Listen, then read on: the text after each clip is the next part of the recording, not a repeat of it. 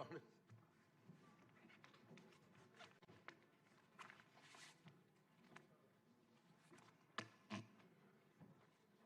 నమస్కారం అండి. 16వ శాసనసభ 5వ సమావేశాలు ప్రారంభమయ్యాయి.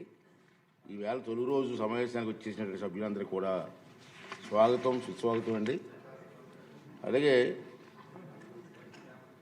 ప్యానల్ స్పీకర్స్గా ఈ సమావేశానికి బుద్ధప్రసాద్ గారు, వరదరాజుల రెడ్డి గారు, జ్యోతుల్ నెహ్రూ గారు, పోల లలిత్ కుమార్ గారు, దాసరి సుధ గారు, విష్ణుకుమార్ రాజు గారు ప్యానల్ స్పీకర్గా అవసరాన్ని బట్టి వ్యవహరిస్తూ ఉంటారండి. అదేవిధంగా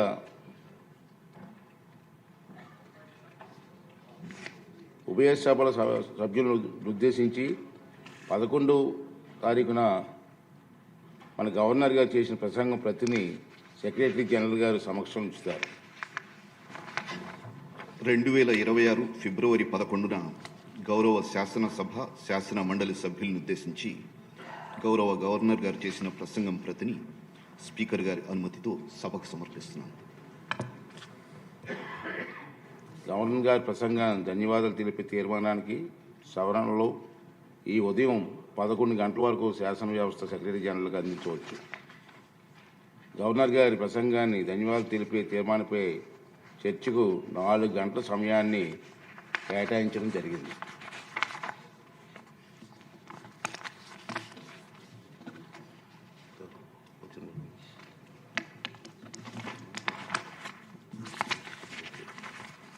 ఇప్పుడు క్వశ్చన్ అవర్ స్టార్ట్ చేద్దామండి.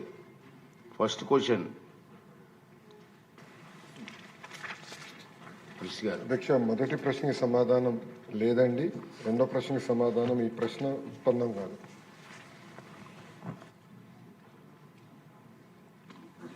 సుందర్ రెడ్డి గారు. ధన్యవాదాలు అధ్యక్ష.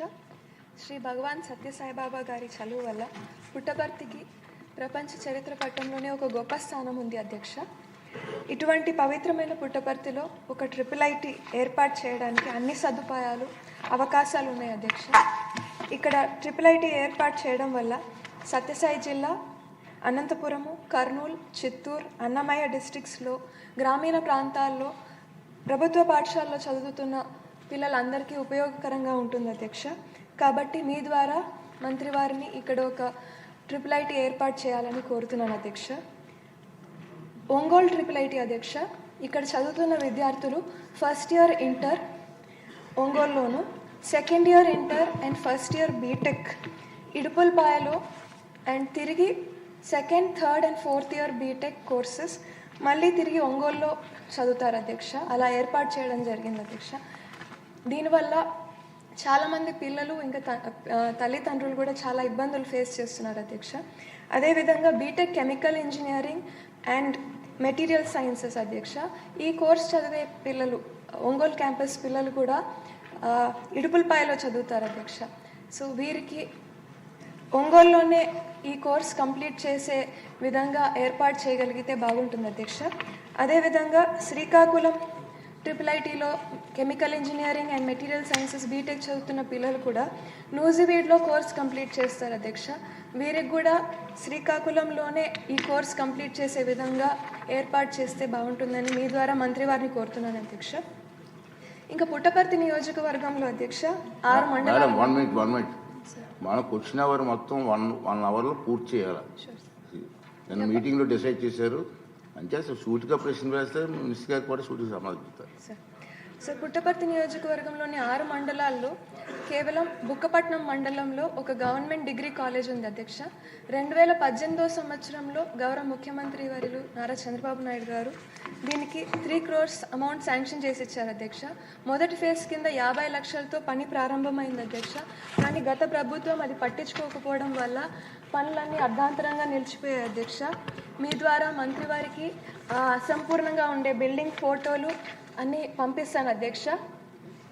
సో ఈ ప్రాజెక్ట్ని కంప్లీట్ చేయడానికి అమౌంట్ శాంక్షన్ చేయాల్సిందిగా మీ ద్వారా మంత్రి వారిని కోరుతున్నాను అధ్యక్ష. ధన్యవాదాలు అధ్యక్ష.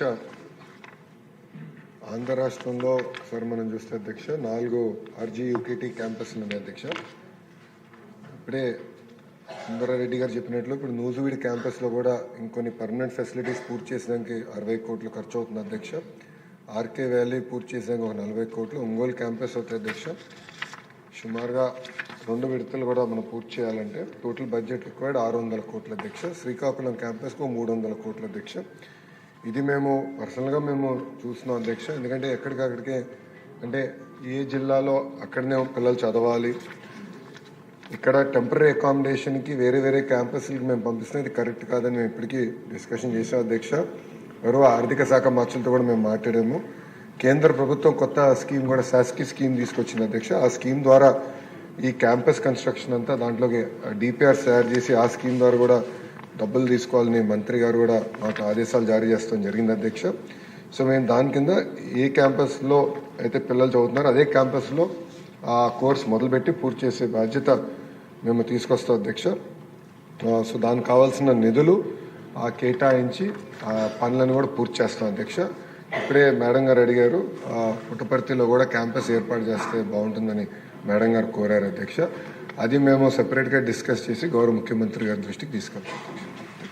క్వశ్చన్ నెంబర్ 1166 అండి, బస్తుల బలరామకృష్ణ గారు. అధ్యక్ష, మొదటి ప్రశ్నకి సమాధానం లేదండి. రెండో ప్రశ్నకి సమాధానం లేదండి. మూడో ప్రశ్నకి సమాధానం ఈ ప్రశ్న ఉత్పన్నం కాదు. ఎమ్మెల్యే గారు. అధ్యక్ష ధన్యవాదాలు అధ్యక్ష. ఇక్కడ మనకి నన్నయ్య యూనివర్సిటీ అనేది చాలా ప్రెస్టీజియస్ యూనివర్సిటీ అధ్యక్ష. 400 పైగా ఎఫిలేటెడ్ కాలేజెస్ ఉన్న ఏకైక యూనివర్సిటీ అధ్యక్ష. అక్కడ ఏదైతే మనకి ఈ కళాశాలలు ఎఫిలేటెడ్ కళాశాలలు ఉన్నాయో దానికి ఏ విధమైన ఇన్ఫ్రాస్ట్రక్చర్ లేకుండా, కావలసినటువంటి సిబ్బంది కూడా లేకుండా వాళ్ళందరికీ కూడా ముడుపులు తీసుకుని అక్కడ వాళ్ళ పర్మిషన్ ఇచ్చినట్లుగా చాలా కంప్లైంట్లు ఉన్నాయి అధ్యక్ష. గత ప్రభుత్వ హయాంలో అయితే మితిమీరినటువంటి అక్రమాలు కూడా జరిగినాయి అధ్యక్ష. అక్కడ ఏ విధమైన ఇన్ఫ్రాస్ట్రక్చర్ ఉండదు, అధ్యాపకులు ఉండరు. ఒకే అధ్యాపకుడు 5-6 కాలేజీల్లో కూడా వర్క్ చేస్తున్నట్టుగా కూడా చూపించి వాళ్ళ పర్మిషన్ ఇస్తారు అధ్యక్ష. అందులో యూనివర్సిటీ అధికారులు కూడా కుమ్మక్కయ్యే ఇంత అన్యాయం పెద్ద ఎత్తున విద్యార్థులందరికీ కూడా అన్యాయం చేస్తున్నారు అధ్యక్ష.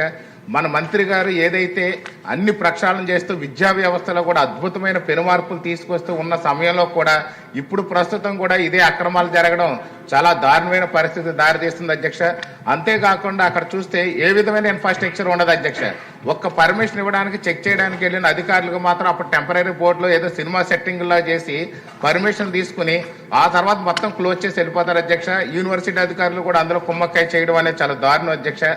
అంతేకాకుండా ఎగ్జిక్యూటివ్ కౌన్సిల్ అనేది కూడా ప్రతి 3 ఏళ్లకు ఒకసారి మారుతుంది అధ్యక్ష.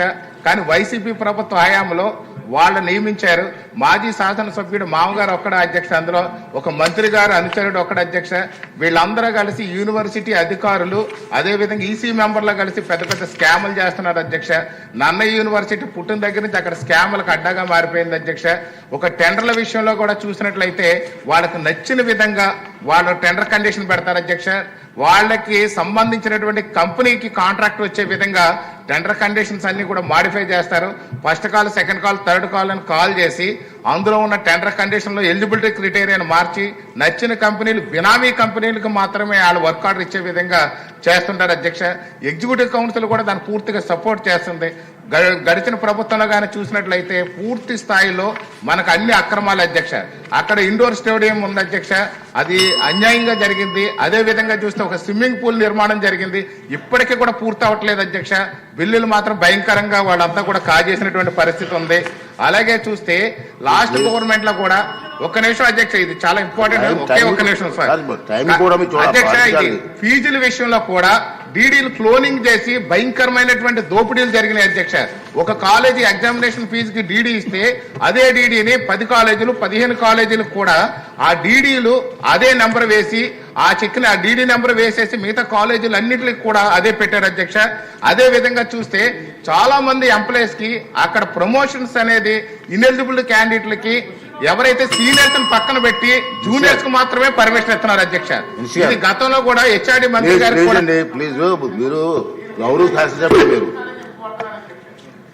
అధ్యక్ష